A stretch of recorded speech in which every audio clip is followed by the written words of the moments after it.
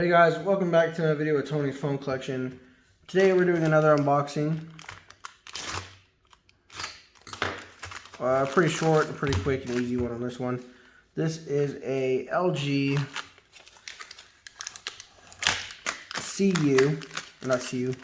UX actually, 300. I have one of these on the same carrier, but it's in really poor shape.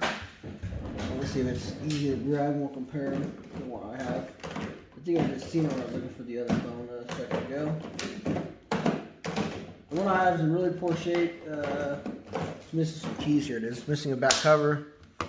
So here's the one I have. This is the one that we got. This is the one I have. So this one missing a few keys. This one's missing a key. This one's got a cracked right here all the way. Look at that. I think it's barely being held on together.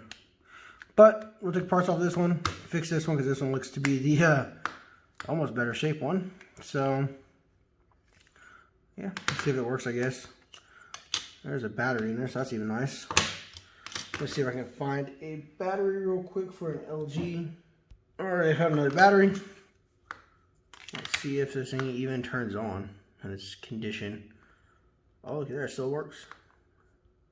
So I guess the one side that's held on is the ribbon cable side.